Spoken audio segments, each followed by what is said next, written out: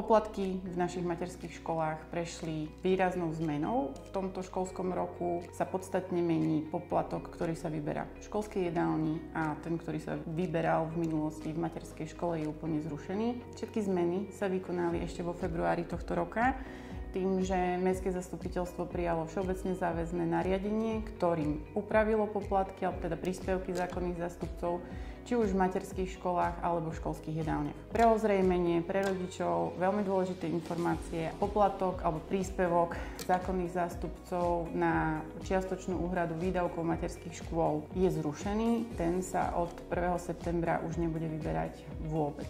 Tento poplatok sa týkal predovšetkým detí, ktoré neplnili povinné predprimárne vzdelávanie. Zároveň sa výrazne mení poplatok v školských jedálniach. Ide o príspevok na režijné náklady. Tento príspevok je dnes vo výške 40 eur na 1 mesiac. Chcela by som poprosiť rodičov, aby si pozreli všeobecne záväzné nariadenie číslo 1 z roku 2025, v ktorom nájdu všetky potrebné informácie pre nich, a teda ktoré dieťa platí poplatok vo výške 40 eur, prípadne 30 alebo 5 eur. Je to tam rozdelené podľa toho, či dieťa spĺňa podmienky hmotnej núdze, životného minima, alebo či sa stravuje formou donášky stravy do školského zariadenia, pretože má určitú dietu a tak ďalej. Tento poplatok je tam veľmi pekne rozpísaný. Nájdu ho na stránke mesta v časti všeobecne záväzných nariadení.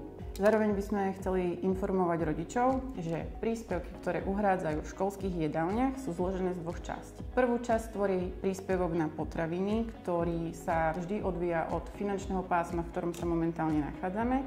Dnes je to euro 90 a zahŕňa desiatu, obed a olovrant pre dieťa. Zároveň, ak majú dieťa, ktoré je povinne predprimárne vzdelávané, tak tento poplatok sa znižuje o štátnu dotáciu vo výške euro 40. Teda takéto dieťa platí 50 centov za desiatu, obed, olovrant. To je tá prvá časť. A druhá časť príspevku je vo forme príspevku na režijné náklady. Tieto dva príspevky sa každý mesiac zrátavajú. Príspevok za potraviny podľa počtu dní, ktoré sa dieťa odstravovalo, a režijný poplatok je formou mesačnej úhrady, teda každý jeden mesiac je rovnaký a nemenný.